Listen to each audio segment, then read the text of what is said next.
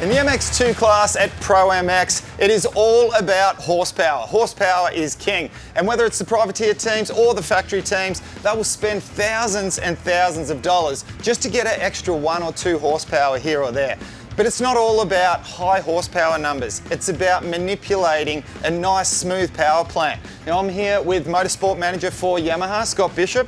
Scotty, we have got a bunch of cool stuff in front of us here, and I'd like you to take us through some of the bits and pieces. Let's start off with the high compression pistons. Surely, as you said, yeah, we have a bunch of options which can enhance the rider's power in terms of its performance, its durability, its reliability. You know, with the pistons, like I said, we can stand with your standard piston here, or we can move to a higher compression GYTR.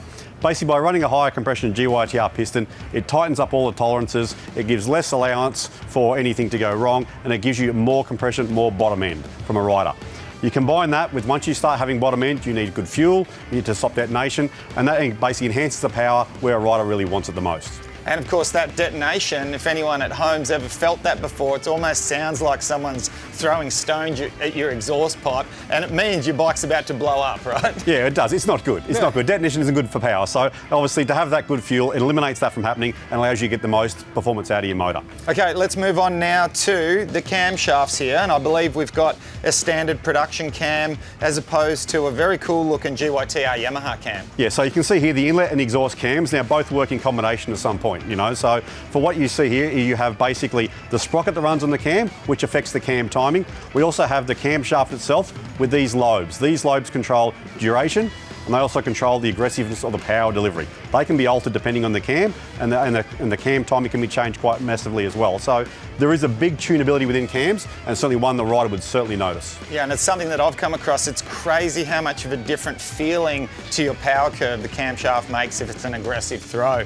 Let's move on next to Vortex. Now, this is the way that we adjust our fueling and our ignition timing, as opposed to what we had to deal with back in the day, which was a carburettor that had pilot jet, needle, and we had a main jet. Look at how easy it is today. Can you go over some of the details for us on the Vortex? So as you see here, it's a simple plug and play. Unlike a carburetor, which is a big hunk of metal with fuel lines and throttle cables, this basically just plugs into electronics of your bike.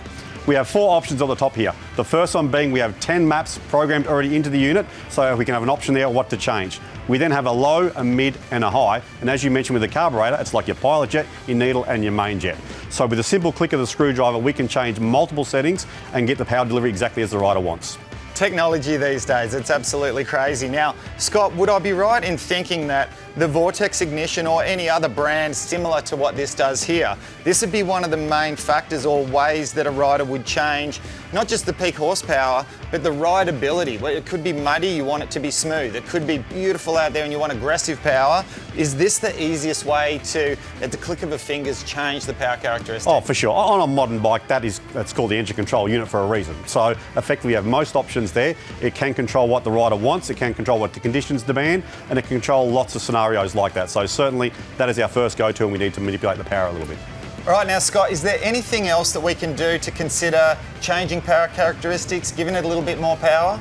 Oh, there's certainly multiple things, Lee. There's so many options on a bike these days. From what you see here, to airbox changes, to exhaust pipes, to fuel, to gearing changes. There are multiple ways we can change the bike and tailor it to suit the rider requirements. All right, well, there you have it. It's not all about peak horsepower, but how smooth you transfer that out on the track.